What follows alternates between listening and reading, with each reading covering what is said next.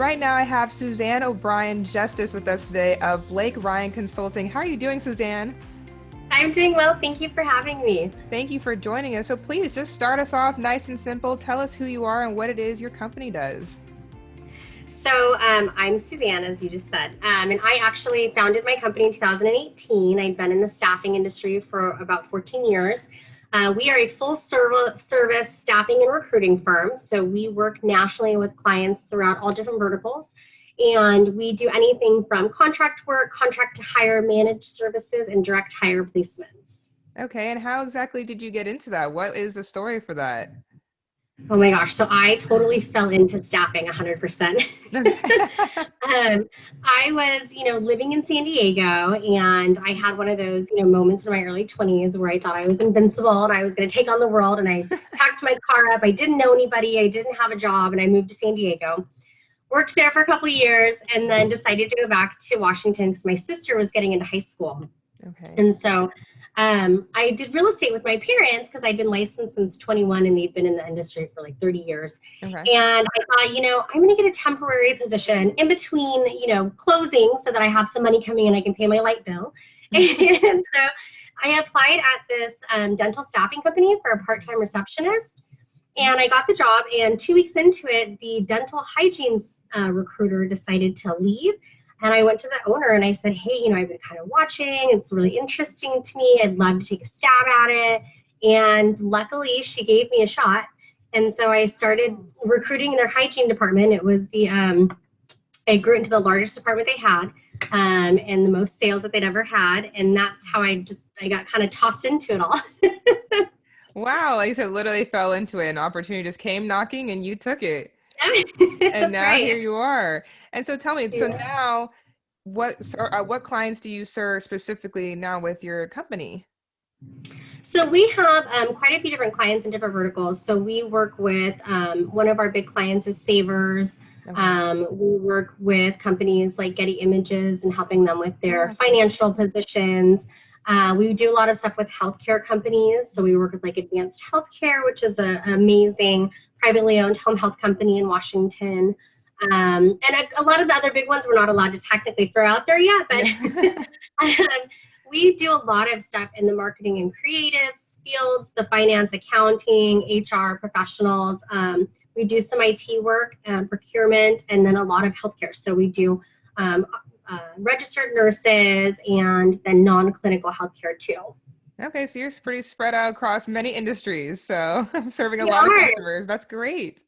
We are. When I started my company, I didn't want to be that business that says, this is all that we do and you need to fit into our box. I want to be able to fit into what our clients are looking for.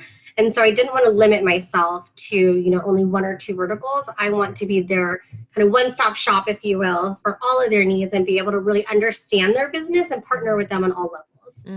And with that mindset, do you believe that that's taught you a lot just about a bunch of different industries? Like you said, if you locked in one, now it's like, kind of a little about a lot about a lot. I think it does. And it's really great because, throughout my career, I managed some of the really big corporations. And I managed, I started in dental, then I went to HR and customer service call center, and then I did manufacturing logistics, and then creative and marketing and technology. And so I've really worked throughout all the different industries. So I think it's great to be versed in all of it, if you will.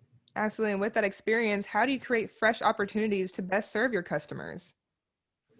For us, we really just tried to figure out what their needs are and how we can come up with great ideas or creative ways to find talent that maybe they haven't thought of. Or we really take an approach of, we want to know the ins and outs of the business, what they're looking for, not just the job description. We want to know, what is your team like? What's the culture fit there?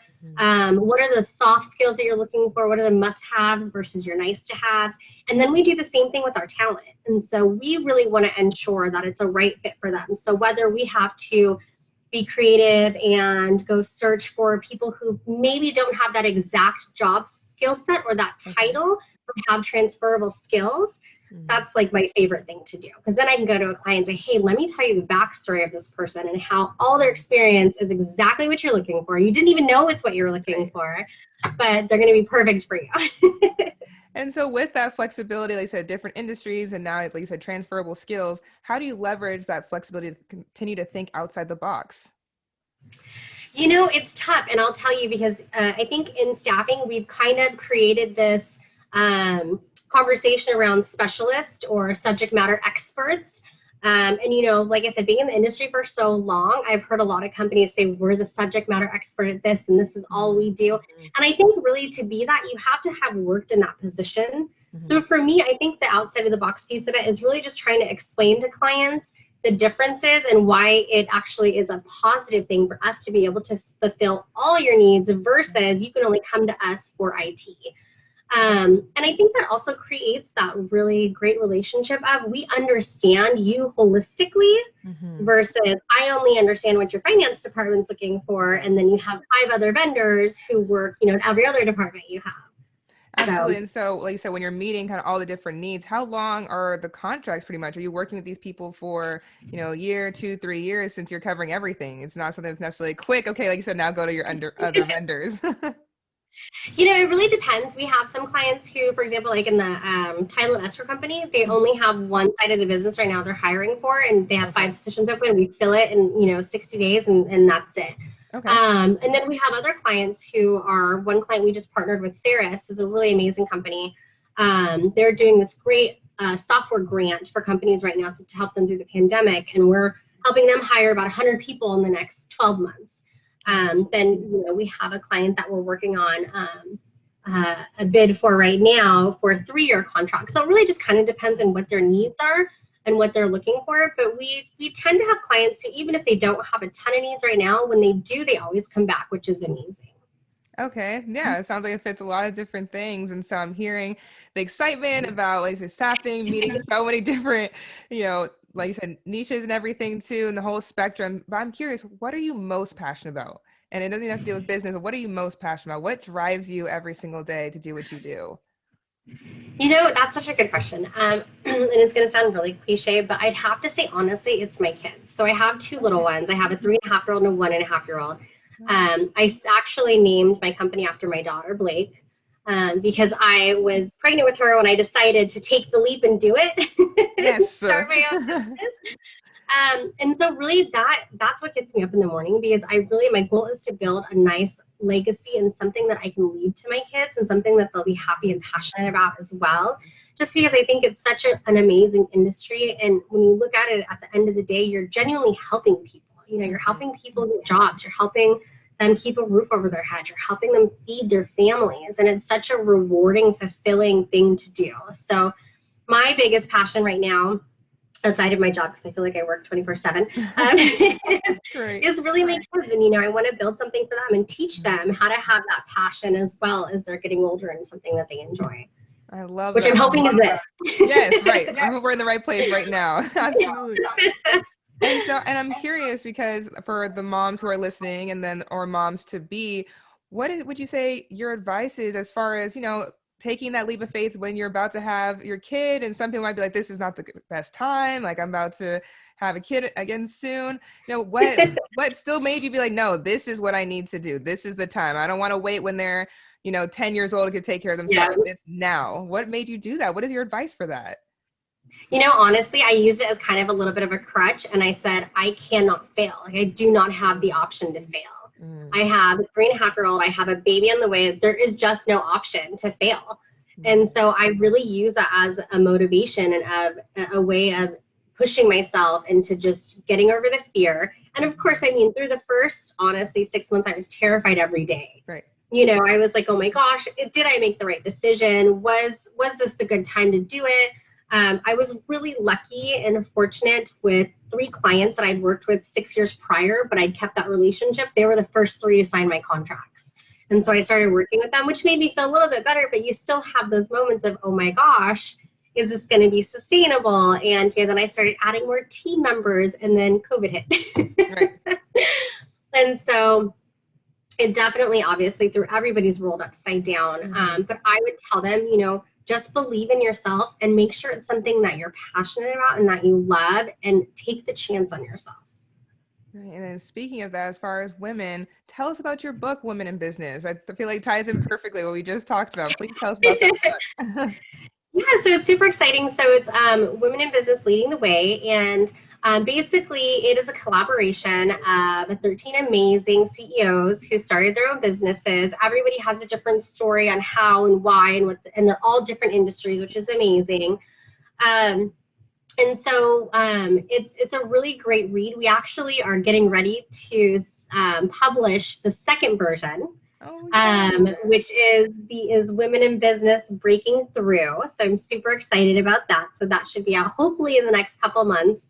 Again, COVID kind of tossed everything aside. And that's really more of an elaboration. So it's really exciting. I'll be able to elaborate more on, what I'm doing and how working with a secondary vendor, HR vendor, is helpful and what the benefits are, and really just educate people a little bit more on it. I think for me, my biggest thing with staffing is I love it and I've been in it for so long, but staffing kind of became a bad word because the industry had a big shift, and it really went from that relationship piece to what's our bottom line profit. And, companies were paying people less if they wanted benefits, or they were overcharging clients, or they were even walking away from great clients because the markup wasn't high enough. Mm-hmm. And for me, I just thought I really want us to get back to the basics of why staffing is a positive resource for companies and candidates. And so a lot of that is elaborated a little bit more in there. Okay, wanting to go back to, like, so the way it was, the way staffing culture used to be, where do you see your business in the next few years, and what are your plans to make that vision happen? My goal in the next few years is to keep expanding. So we do have an office in Newport Beach, California that we opened last year. And then we were able to open an office in Texas, in Austin, this year, which was super exciting. So I wasn't sure if it would happen. But it's really just to keep expanding and building my teams out in Austin, out here in California, and in Washington. And my goal is really just to keep going out and trying to have those conversations about relationships. And I train my team the same way. You always hear me say partnership, or any verbiage I'm using, I use the word partnership because we do want to be your partner. And so I'd like to, continue going out there, having those conversations, really explaining to companies why we can push the relationship between staffing vendors where it used to be. And I have another fun project in the works too that's going to be coming out in the next 2 months. I'm excited about that. And that's going to be a little bit more kind of a deep dive into the pandemic piece and how I, kind of navigated through that, if you will. So that's kind of just my plans probably the next 3 years right now. Right, and a lot of exciting things, a very bright future ahead for you, of course. And so please, I'm excited for you. Like I said, you kind of gave a little hint there as far as a project. You didn't fully say it, so we'll have to wait a couple months to see exactly what that little surprise is. It'll be very exciting. And so for our listeners, where are the best places and platforms to go to for more information about you and about your business? So you can go to our website, which is www.blakeryanconsulting.com, and Rian is R-I-A-N. I always like to spell that for people just so they know. And then we're also on LinkedIn at Blake Rian. We're on Twitter at Blake Rian. We have Instagram, Blake Rian Consulting, Facebook at Blake Rian. And then you can also email me directly if you'd like. It's Suzanne at blakeryanconsulting.com. Wonderful. Well, Suzanne O'Brien Justice, what an amazing experience it's been talking with you today. So thank you so much for joining us. Thank you so much for having me.